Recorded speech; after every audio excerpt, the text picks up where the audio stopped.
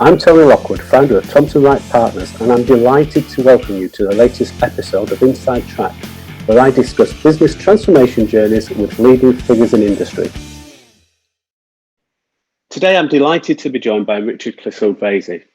His background is different to many people that we've had on the podcast, and I'm sure he'll explain more as we go through the show. But I think, again, that difference brings a different perspective to the way that he has delivered change and transformation. So without further ado, let me introduce you to Richard. Hi, Richard. Thanks for joining us today. I love the fact that we have people on this podcast from such a vast array of backgrounds. And I'm delighted that you have been able to join us today, because I don't believe that we've had anyone on previously that's got such a sort of sales and marketing type background and then market research background like you. So it'd be really interesting to hear more about your experiences as we progress. But first, do you just want to give us a brief overview of your experience to date so that we can put the future conversation into context? Yes, definitely, Tony. Good afternoon. So I'm Richard Clissold-Vasey, but people call me Richard CB. And my career has covered sort of three chunks. The first chunk was working, as you said, in sales and marketing roles for businesses like Mars. I actually started in the motor industry for Rover Cars. I went through the milk round, for those that remember that, when you assumed that you'd get a job. So I applied for car companies and beer companies and ended up in a car company. I then moved into consulting mid-stage, and I did that because I felt it was time to set up my own business. And I thought the time was running out. So I set up my own consultancy, and I then ended up joining a boutique consultancy after that. Again, working in sales and marketing, but this time advising some of the sort of biggest brands around the world about growth, but also about sort of organizational capability. I first really got involved in transformation after I joined the insight industry. So I joined TNS.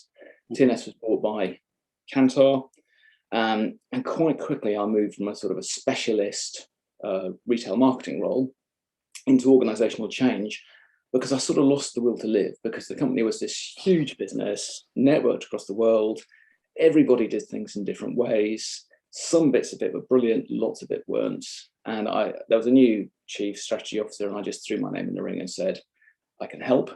And since then, that industry is an industry that's going through massive change. So I've been involved in restructures and changing the role of the organization, from sort of research to consultancy, analytics, bringing in multiple data flows. It's been a sort of whirlwind.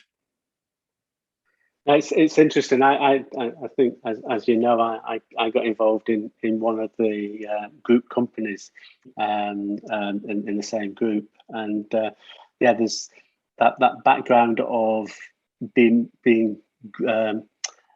growing through lots and lots of mergers and acquisitions globally. Creates so many interesting cultures and so many interesting challenges when you come into look at that integration piece. But we maybe touch on that later, because I'm quite keen just to explore your thinking around that, because I believe that over the coming 12-18 months, as we come out of COVID, I think there'll be lots of merged acquisitions. So it'd be interesting to get your thoughts on that and your experiences of being involved in an organisation that's done lots of M&A activity. Definitely, it's interesting. When I joined TNS originally, I thought, this is a huge business. I'm sort of fine now. We'll buy things, and then 10 minutes later, we were bought, and then subsequently lots of stuff. I ended up supporting the acquisition of an analytics business quite recently, and it just never stopped. Yeah. So we always start this podcast off with the same question. So how do you define transformation? And this feels like an exam question, because it's been answered 42 times before or something. So I've got two lenses, I guess, which describe it for me. The first is, and I typically think business transformation. So I think transformation is something that impacts multiple functions in an organization. So they need to evolve together or to create something new. The bigger sort of factor, I think, is the vision for the business that you are looking to deliver is significantly different from where the current business is. So we're not looking at some sort of evolution which is incremental. It is a shift of sort of dramatic proportions in terms of when you look at the end point versus the beginning point. Yeah, I agree with you. And in terms of your background, then, what's the biggest transformation you've been involved in? Just expanding what you've just said. So as I said, I worked in Kantar for a number of years. When I joined the organisation, it was a research business that commissioned survey-based research. We basically have moved, the organisation moved to a position where it is and this is the insights division of Kantar. Kantar is a huge business. This is sort of the $2 billion chunk. A business which has shifted from research to consultancy, to knowing about sample sizes and sort of a functional expertise, to a very client-centric. We know about the challenges the clients have around marketing and innovation and customer experience. Alongside that has come a shift from sort of very manual processes to technology. First of all, technology driving, replacing manual processes and delivering efficiencies and speed, but then whole approaches to delivering work being put into systems. Right. And then sort of the two other changes. One is from sort of single data sources to multiple data sources and hardcore analytics. I mean, really clever, smart stuff. And then a shift from sort of tolerating clients to being very client focused. I mean, really obsessive.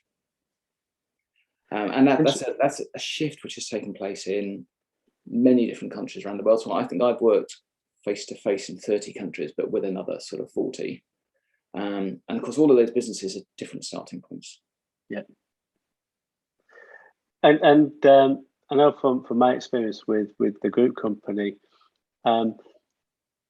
the clients could be local clients, but a lot of them are global clients that have got those multiple touch points, and getting some consistency in approach was always a challenge. Is that what were you experiencing that as well? And what did you do to start to embed that sort of consistent approach?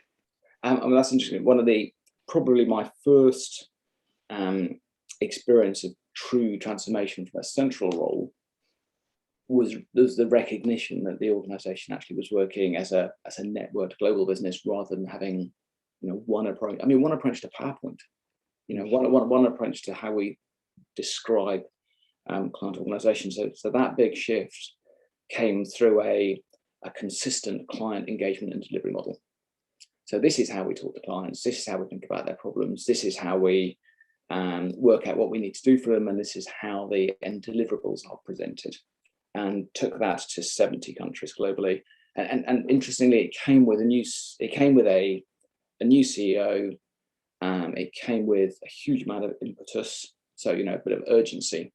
And we actually launched it to sort of the 13 countries that dominated the sales of the world in something like 14 weeks. And that's something like 36 launch events, 14 weeks, 3,500 people retrained on this new way of working, and then 2 years worth of pushing to really build it in.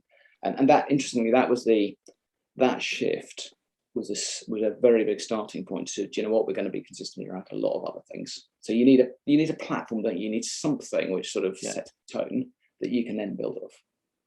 Yeah, but I think it's interesting your approach that you've taken though around let's get some momentum going really quickly, get that sort of real clarity about what we're trying to do. Yeah, and then let's have a tail of embedding it. I think all too often organisations spend too long in that planning phase, and it's almost reverse. We have like a long tail up front to plan it, and so we know the nth degree of what we're going to do, and then we try to deliver it really, really quickly.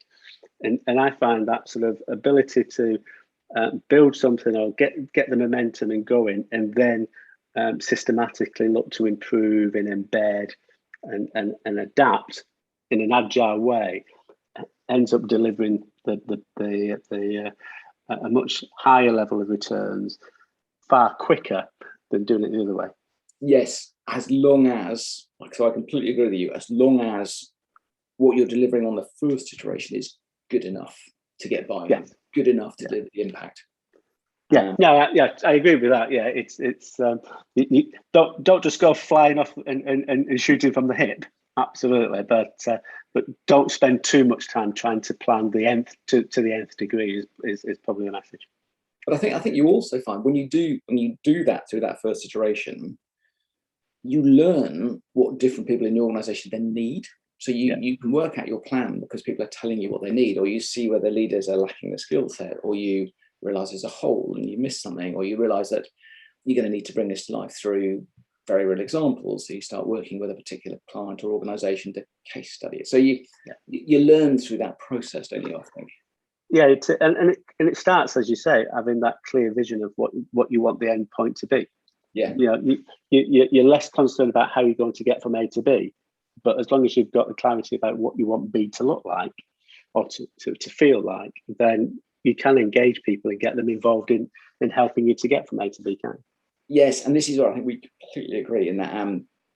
So you described this is what it's going to look like, this is what it's going to feel like. It's not there are 4 strategic drivers on a PowerPoint slide. It's as someone in the team, whatever your job is, you've got to be able to get what it's going to be like for you in the future and what the benefits are and how it's going to work. And I feel like that's sometimes you don't know enough to really create as much as that as you really need. Or other times businesses just don't push that hard. And then you end up with a fluffy vision, which people don't really buy. Yeah, I agree. So you talk a lot about people-driven change. In fact, I think that's your website address. So tell me more about what you mean. Yes, certainly. And it's my website address. I'm not actually selling anything. It's something that I've been banging on about because I sort of truly believe it. And I having listened to a number of these podcasts and we've spoken a number of times. And I guess probably the world that we've grown up in, I've seen hierarchical management try and push change through organizations. Mm-hmm. And we've all seen very smart people get into a room and design something which they think is amazing and push it through an organization. And it just doesn't work. So my belief is that if you involve people, if they participate in design, the testing, the piloting, and the implementation of what you're doing, you build better solutions. You get to better answers, and people are more likely to get behind better answers. And if simultaneously you work to engage and communicate with the broader population, and this isn't just an email update, this is actually get them really thinking about that future that you're describing and keep them abreast of the changes and bring them into the problems that you're focusing on. You build advocacy, you build ownership of the change, you build a momentum about what's going to happen in the future. And therefore, rather than pushing something through the business sort of picks it up and starts to run with it. And you can feel an energy change. And it's something I've experienced launching different things, from a finance tool to a whole new operating model. There's an energy around what you're trying to achieve. And that's how I describe people-driven change.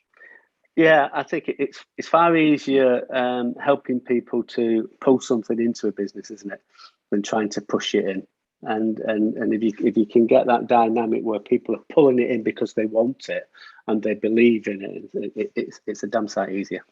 And I don't know about you, but I have experienced that moment when you're standing in front of a smart crowd and you're explaining where we're going and what we're going to do, and someone asks you that question because they don't believe you or they're doubting how you're going to do it.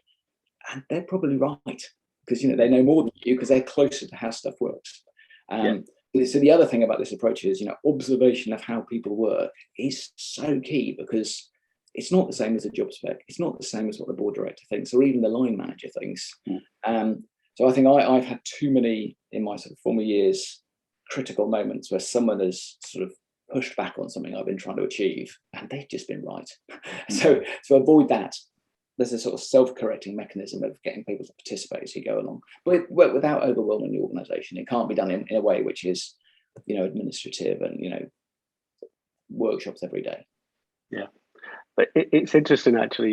You just reminded me of a workshop that we ran that I was involved in a good few years ago. But that exactly what you just described happened, and. We're talking about what the future is going to look like, what we're going to do, and this this lady in the back sort of put her hand up and said, "Can I ask you a question?" And she was absolutely superb at really sort of honing in on an issue that we didn't know the answer to. We had an inkling, but we didn't know the full answer to. And it was the one question that you were like, "Don't ask me that question." Love it. But we were fortunate and got a bit of a get out of jail card, in so much because we'd taken people on that journey, and it was much more sort of a collegiate type of approach rather than us doing it to them or us driving it in. Other people within the room, not part of the sort of program leadership team, but other stakeholders started answering the question. So we just let the conversation flow, and off the back of that conversation, we got much clearer about what we were trying to do and what we needed to do than we had before we went into the workshop. But that's absolutely the key, isn't it? Is you're not pushing it on people, you're going on a journey with them. So you didn't go, "No, you're wrong." I've experienced something similar where, with a fantastic colleague of mine, we created a new operating model for an organisation. It was really smart. We were really pleased. We were putting it in front of the members of the leadership teams who hadn't been involved in its development so far. And we were pitching it as we'd like your input into something. But really, we did want them to say yes. And someone just stood up and said, "I just don't get it. And if you're going to present it like that, we should just give up because it's too complicated." And it was one of those critical moments where you can either argue or you can listen. And, after the punch on the face had sort of ricocheted off, it's like, yeah, you know what, you're probably right. But are you arguing about what we've created? No. So you're arguing around how we presented it. Fantastic. We can work on that. Yeah. So it's how you, in the way that you described it, is how you involve people so that they feel they can tell you that. Because if that woman hadn't asked that question of you, you'd still have a gaping hole. Yeah, no, absolutely. Yeah, you want people to open up to you. You want people to challenge you, and I think that's it's a lesson I learned very early on, that in any briefing or in any communication, start it off saying, this is open to debate. We want you to ask questions. We want you to challenge back, because we don't have all the answers. And that is almost gives you that get out of jail card, because you're saying we don't have all the answers. We want your involvement. And I think that evolves through a process. So there's a point when you have nailed stuff down. So you shift the conversation to, how do we communicate this, or how do we implement this? But when you're happy that you have got the right input from people. But I think what's also key is that you have the right people in the room. So quite often you can't have that conversation well enough unless you've got the guy from IT or ops or the woman from strategic sales or whatever it is together, because people can't see even the questions when they're just sitting in their silos. But also having people from, in different stages of their career and different levels in the organization, because very often it's the person who's either doing the work behind the scenes or talking to the client who experiences something that you just don't know about. Agree. What skills and experience do you think have helped you in the sort of change and transformation world that you picked up in that early stage of your career? I've been incredibly lucky, because, as you say, I went into sales first, and it was interesting. I only just went into sales. I was looking at marketing. Marketing seemed far more sexy. I was working for a motor organisation. The sales director came up to me as I was reaching the end of my graduate training. He said, "Richard, are you going to come and join the real men in sales, or are you going to go into flower arranging in marketing?" And this was a very male-dominated culture 30 odd years ago, and I was quite simply too scared to say no. So I've joined sales. But I can honestly say that, and I've gone on to train sales and negotiation, strategic selling and account management and stuff. That client focus, that selling focus, the understanding and trying to resolve someone's problems, that's been absolutely key, internally and externally, definitely. So I got involved very early on in something called category management, which is when retailers and suppliers started working together to resolve how you sell stuff better through stores. And it's not more of my brand, it's more of the category. Yeah. And that was where insights started to be used, not just to sell, but to understand and to position stuff for the shopper. So, the ultimate customer. So I got involved in the use of insight to solve business problems very early on. So that's again been incredibly helpful. Yeah, interesting. I think, like you say, that approach to putting yourself in the shoes of the customer, or in our world now, putting yourself in the shoes of the organization, the people within the organization that's being asked to change, it gives you that different perspective, doesn't it? Yes. You can have a view on the world as the leader that's driving in the change, but if you change that perspective to say, how would I feel if I was the recipient of this change, it just puts that completely different perspective on things. You don't, and just how they're feeling about it. I mean, I was involved in working with the big telecoms organizations when the iPhone arrived, and some of the big brands at the time, we were, as an organization, we were asked to look at whether the iPhone would be successful, because they were very, very skeptical. And just being able to put yourself into their shoes to understand that they couldn't see it being successful because it wasn't in their interest. Yeah. And then how you reframe the conversation, or the facts that you use, or just to shift the mindsets, and those where the mindset didn't shift, they're not players anymore. The world is harsh, isn't it? But I think on an organizational level, if you can't get your head around how the junior person who does this task 30 times a day is going to feel when you replace it with technology, you've got problems. Absolutely. So just coming back to your M&A experience as well, what are the key learnings that you can take from the activities that you've undertaken in that mergers and acquisition world? So I think there's a set of learnings from having it done to you, and a set of learnings from doing it. And I think the learnings from having it done to you are when you engage people in that process, even if the end point isn't necessarily good for everybody, it's better. So honesty around what the future aim for the organization is, and how the process is going to work, and what's likely to change.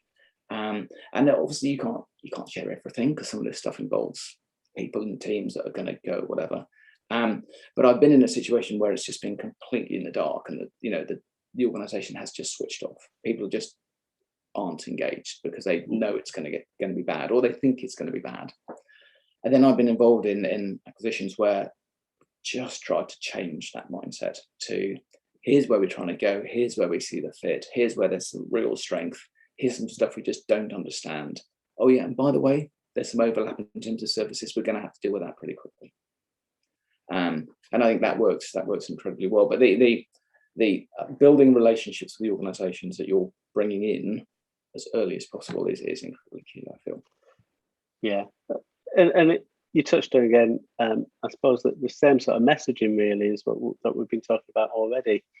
It's looking at the impact that it's going to have on the individual, and realizing that their first thoughts will be, what does it mean to me? Yeah. So it's what's in it for me, or what does it mean to me? And naturally you start to think, especially if you are being acquired, if you're a part of the organization that's being acquired, that your job's at risk. So it's what does it mean to me? And you've got to overcome those questions. And sometimes you have the answers, and often you don't. But you can't just ignore it. You've got to confront it. But that's the same, isn't it, for every change or transformation initiative that we run? Ultimately, it comes down to an individual where something is going to be different or not. Yeah. And if it is going to be different, they're going to then have to embrace that change and go through some form of personal transition to do things differently, which is tough and exposes you. But I think the other thing about acquisitions, I worked on a merger of two big organizations relatively recently. They'd been competing for years. They were then moved into the same group. And we realized that we needed to actually sort of, just get over and pull the two businesses together.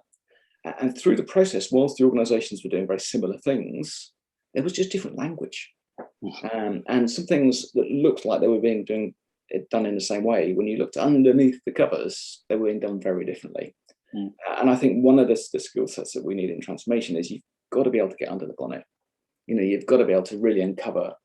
And so, for example, one of the language changes was, the word deliver was being used differently within the two organisations. And I actually set up a conversation at a board meeting between two board directors, and I asked one to talk about delivery and the other to talk about delivery. Then I stopped them. I said, just explain what you mean. And in that moment, it's like one of those table of gloves moments. There's you probably know what I mean.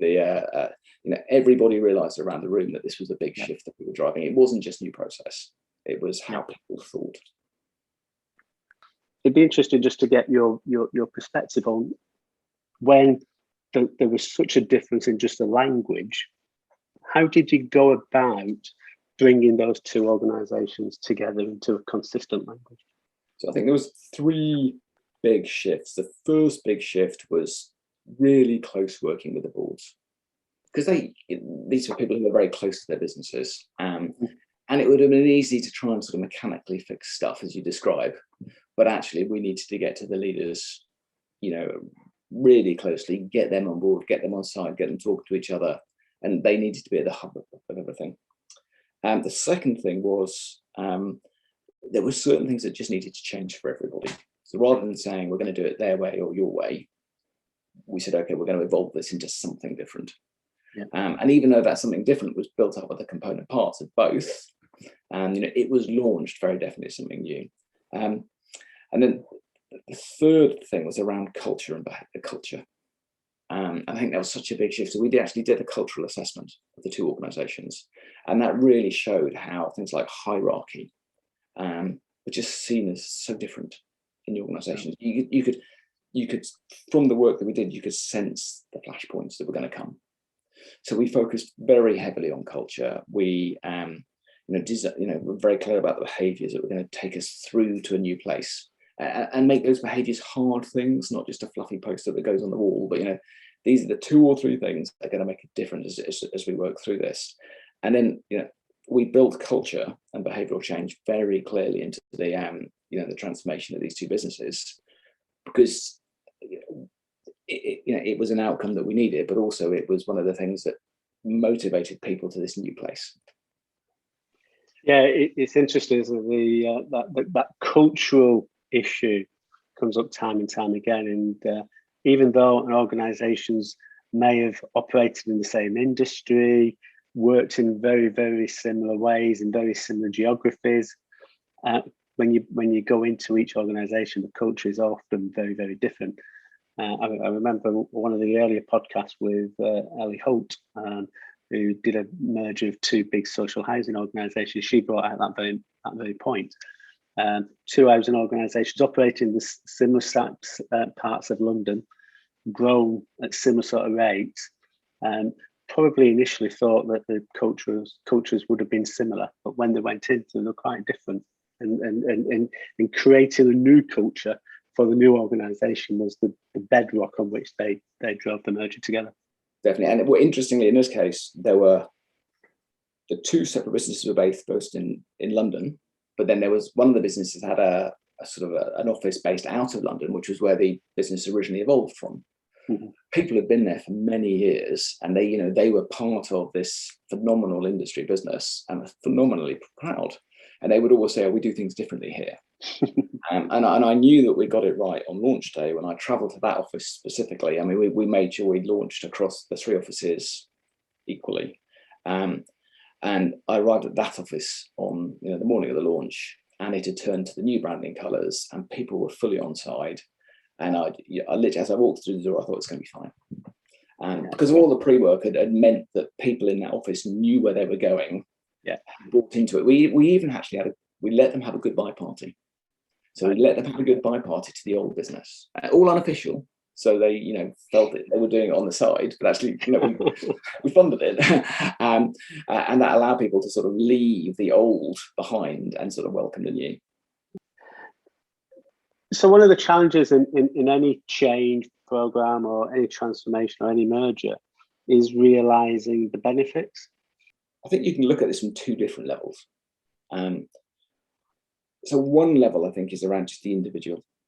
So when we go through change, an individual has to do something differently in order that whatever they do differently works with other people to deliver the impact that we want. Yeah. But I think we very often forget that personal transition is so key, because it's, and to work riding a bike. It's hard, it's brave, but people are doing that, in front of their colleagues with new technology or new skills in front of a client or new whatever it is.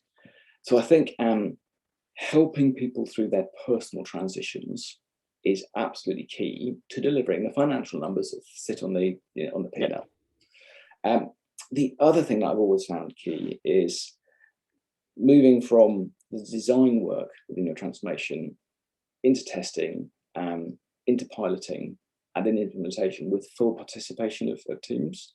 Mm-hmm. So, and by the time you get to piloting, actually giving the ownership of monitoring the impact, and actually the ownership of monitoring the progress at implementing the new ways of working to the piloting teams.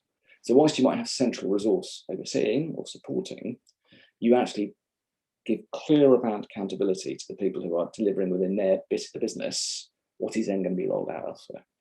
Yeah. And you mimic that as you go to the full-on implementation. So again, the accountability, you push it as locally as possible, and you push measurement of progress and impact as locally as possible. And then, of course, you monitor it. You'd be all over, is it working? And you jump on it when it's not happening. But it's about accountability. And of course, you can only do that if you've designed stuff in the right way and you've designed the implementation in the right way. But that's why you bring people in as you're doing both those things. Does that answer your question? Yeah, it does. And again, it reminds me of, I can't remember who it was who used the analogy, because it's a good few years ago. But they always talked about people being like a spring. So if you're not driving that accountability down to a local level and really supporting them and helping them, naturally, as you push it, if you're not there to support them and make sure that if they're struggling, you're there to ensure that they go down the right path, the spring will automatically come back to where it was before and start to go back to how they used to work previously. And if you haven't got that localized accountability and that localized management, it's very, very difficult for anybody to lead across a large organization that the amount of change required to deliver the end result. That's a great point. I think also just your reference to leaders is really key. I mean, one of the things I found, one of the features of most big transformations is that the people who are leading your teams aren't comfortable where you're going, because they just can't be. They've been doing something else for 10 years. So how you help leaders see what that future is, understand it, but also recognize where they need help. And that might need help they might never need to do the thing that's coming, but they need to be able to talk about it or describe it or support others. So I think actively, getting real commitment around from leaders to where you're going is key, because very often we think we've got it, but actually you haven't got it. And there's this continual barrier, because you end up you end up thinking that you've got a sort of connection in the business, but actually there's a couple of key people who say, let's just carry on the way you were, really. Yeah, it's a nice thing, but just do what you did on the last Thursday. And you only move them forward when they participate in the change, but actually when you help them go through the shifts. And sometimes the coaching by those leaders is quite raw, because actually they are very exposed. Agreed. And the one thing that is easy to ignore is to ensure that their KPIs are changed as well. Because I've been involved in a number of programs in the past that have gone wrong, and I've got brought in to sort of look to recover them. And the change leadership team did everything right. They did all the communication, put all the support in, but you're asking someone to do this when they were being measured by this, and they'd not changed they'd not changed the performance measurement for the individual to align it to the new ways of working. So the managers were being sort of pulled from pillar to post. And they didn't know what they didn't know. You get the excuse. But we set you have set the objectives for the year, so we can't change it. Yeah, but we're changing the business. or you find that the KPIs are changed within the little bit of the business where most of the change is happening, but not in operations or not in finance. So you've then got these, crunchy points where the different functions can't work together well. Yeah. It's like any change, and you've got to look at the end-to-end change. because there'll be ripple effects all the way through the business. You need to understand those ripples. Gotcha. And that's why you need to bring in that finance person, even if they're not involved in the new client-centric shift that you're driving, because something that they are doing is going to be monitoring these people or measuring it, whatever. So it's key that we look at it from all angles. So some of the programs you've been involved in have been quite big programs, multi-year programs. How have you gone about maintaining the momentum? You were saying earlier you started off getting that real momentum and then driving on the engagement, but on a multi-year program, how do you go about driving that momentum and maintaining that momentum? That's a hard question, isn't it? Because more often than not, that momentum doesn't happen because the next big thing comes along. And it's interesting. The client engagement model I launched must be 10 years ago now. Was up until about a year ago still in place, but it had been through a number of rebrandings. Right. And I think to maintain momentum, you've got to be clear how long you're going to put the real pressure on. So this launch of this particular thing, we had 2 years where we were on it, sort of creatively managing its central team. But then it needed to be owned by the business. But there still need to be some form of connection, some form of building the thing that we're doing into the strategic priorities. I think that the moment the strategic priority that we're working on suddenly becomes less strategic or just accepted, you start to lose that. I don't have a magic answer other than you've got to keep it front of mind. You've got to keep it important for the leadership. You've got to keep tracking the impact of whatever you're doing. But ultimately, you can't, as new initiatives come along, as the organization goes through a different change, you can't cover everything. I mean, where I've seen this done most successfully is where the narrative around the change that you're driving retains a central core, and then it evolves over time. But you take what you need to forward, you allow some things to drop because actually you have moved on. But the narrative that you run with leaders and teams across the organization allows you to keep on top of the things that have got to be driven. And again, it comes down to leadership. If it drops off the leaders list, it drops off everybody's list. Yeah, agreed. And I think the one organization that did it really well that I can remember is they were very clear about the vision and the long-term vision and what it meant to everybody. But then they put a roadmap in place almost that was that outlined a series of programs, initiatives, and they then managed each of those, not independently, because there's the overriding sort of program control and management of it, but from a communications perspective and from a engagement perspective, it was a series of activities that you could get your initial sort of drive, momentum, and then embed, and then you get another one in embed, and then you get another one. It was all outlined in an overriding sort of roadmap, and that I've tried to use that a few times, and it's an approach that seems to go down reasonably well because it just breaks that sort of 3-4 year program down into 9-12 months.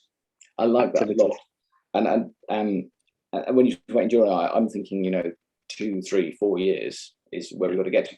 I think one of the things is being honest, isn't it? So I worked on a transformation where from day one, the conversation that I was having with the CEO was, there's a lot of people out there who are just waiting till you move to your next job because they know you're only going to be in this for a couple of years. Yeah. So, and they're literally and people will tell you that. They'll tell you, we've just got to do enough to get through the next few years because then management will change. So if you plan for that, if you go, no, we're going to push really hard to move you now, but also we're going to recognize that when leadership changes, we've glued down enough and are committed to enough that it's going to carry on rolling. And I actually had an MD of it's actually a large German business turned around to me and said, you got us in the end, but for 2 years we did try and just ignore you, but in the end you got us, and we moved the whole business. I remember one organization about 15 years ago I was working with, and one of the mid managers came in and said, well, if we keep our head down long enough, you'll go away and the next initiative will come along. And that's what we've been doing for the last 15 years. So why are you any different? And that was the challenge almost on day one. Yeah, and if you've got that as a starting point, you know where the bar is. Absolutely. So to finish off then, we always have one final question. What's the one thing you feel is an essential for successful delivery of any transformation? So we've talked about having a great vision. We've talked about personal transition. We've talked about roadmaps. I think it's to do with roadmaps. I think the one thing that really matters is that people can see not just where you're going, but the steps that are going to take the organization there. I.e., we're going to build one of these, we're going to integrate this, and then the steps for them. And that means for you, you're going to have to learn some of these skills, you're going to have to drop these skills, and then the change starts to become real because they can see forward, they can see expectations, and they can start to believe that those stepping stones are actually going to take you to the transformation. So irrespective of project plans or great ideas or big strategic shifts, simple clarity on the steps that the organization is going to go through and the steps that the individual goes through to get to that future place, I believe is so key. And of course, they then drive some of the activities that you do. No, perfect way of ending and brings it right back to that people-driven change agenda. I was trying not to use the words. I'm very glad you have. Brilliant. Thank you very much, Richard. Brilliant, Tony. Thank you very much. Once again, Richard, thank you very much. A great way to spend 40 minutes in your company discussing your experience around change and transformation. Richard is an active member of the Transformation Leaders Hub, a place where people operating in project, program, change and transformation can come together and develop relationships and create collaborations and just get to know each other and build your peer group. So if you haven't already checked it out, check it out today. See the link in the show notes. With that, once again, thank you very much for joining us, and I look forward to seeing you in a couple of weeks' time on the next show.